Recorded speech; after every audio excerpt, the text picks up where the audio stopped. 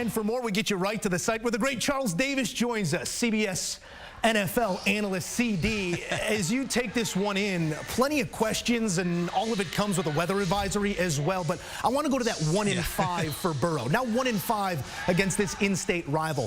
What about this matchup continues to present issues for Burrow? Defensive front of Cleveland and what they're able to do. Myles Garrett, of course, has been the epicenter of that for so long, and he was again today. Now you add in Zadarius Smith, who's a dramatic upgrade over Jadeveon Clowney on the opposite side. But they went to the big boys bin. All right, the big boys section to go shopping. Dalvin Tomlinson, Shelby Harris, two big defensive tackles that help shut down your run game, or at least limit it, which allows Myles Garrett and Zadarius Smith to chase quarterbacks with even more frequency. Then it's the back end, which actually is driving this defense right now, because the coverage that we saw today, that was exceptional. Denzel Ward, MJ Emerson, all right? Grant Delpit is a safety covering downfield. You name it, they did it. They were all over the field, and they really shut down one of the best receiving corps in the NFL, if not the top triple in the receiving corps in the NFL. Higgins, Chase, and of course Tyler Boyd. Yeah, notable lack of production there. We saw some of the numbers in the first half, what that man coverage specifically was doing to Burrow and this offense. Other side of this one, plenty of question marks coming into the season still about Deshaun Watson after his limited sample size a year ago presented, I don't know, south of 13 points per game. Any sort of performance here in week one? I know we don't want to go too big picture, but to quell some of those concerns knowing you do have that guy. Yeah, you saw the flashes, and maybe a little bit more than that. Remember, those 6 games he played last year, he is coming off of his suspension, 11 games. He was also coming off not playing at all the season before in his contract dispute and wanting to get out of Houston. So you're talking essentially 2 years of ring rust and not being out there. When he played in those 6 games last year, didn't have full command of the playbook, didn't have full confidence, because remember, when you're suspended, you can't be around the facility. He couldn't go to the facility until like week 10.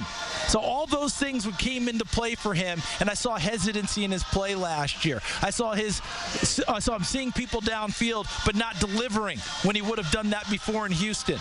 We saw better effort in that today. We saw better flashes of him. Oh, there it is. Boom, let me put it on him. And he got back to his days of running the football. Not just called runs, but keeping plays alive in passing and also breaking out and dashing for key yardage downfield. Last thing I'm going to say, Joe, this Browns team last year did not throw the ball downfield with Deshaun Watson. His longest completion was 21 yards in 6 games.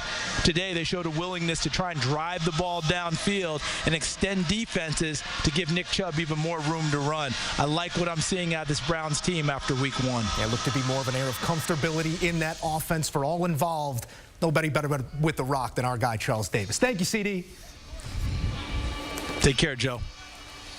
All right, taking a look at the fantasy numbers out of this one. That's what it meant for them. Here's what it means for you. Deshaun Watson, 154 through the air. Not going to blow anyone's hair back, but 1-1, did 1 on the ground as well. 22 fantasy points there. Joe Burrow.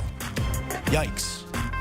If you had your week 1 matchup all ready for Burrow to ball out, well, the rain came, and Burrow in this offense did not. Nick Chubb went north of 100 yards. Joe Mixon held in check with that offense struggling through 1 week for Cincinnati. Let's get you back out to Cleveland, where Deshaun Watson and our Evan Washburn caught up post-game. Well, Deshaun, first of all, congratulations on getting the win. The conditions, I don't think were expected. How much did they impact you in this game? A pretty good significant. I think for both sides of the ball, and it really impacted us. The ball was slippery, it was heavy, it was wet. We thought it was going to stop, but it kept going. But, that's the beauty of this team. We just fight through, battle through any conditions, any adversity, and we just try to get the W. Well documented, all the work gone into the offseason, redesigning this offense, and then you also factor in a new look defense. Is this what you guys envisioned in terms of a debut and how you wanted to perform? Oh, most definitely, especially in front of the greatest fans in the world, Cleveland, the Browns, the Dog Pound. It was awesome to come out here and get this victory against our rival. And, we just want to keep stacking, keep getting better. It was a great start off. We got a big one next week, and just keep pushing forward. For you personally, so much discussion about, are we going to see the old Deshaun Watson? You made the point, I'm going to be the 2023. Oh, that's a big hit. He's hitting quarterbacks all day long. Now he's got you. How different did you feel on this field than you did maybe in Week 18 of last season? Oh, I felt night and day. I mean, the confidence, just the knowledge of the offense, the leadership of this team. Everyone believed in me. And, they was telling me before I walked on the field, just be great, be you. And that's what I want to come out here with that mindset. Sean, thanks for the time. Thank you, man. Appreciate that.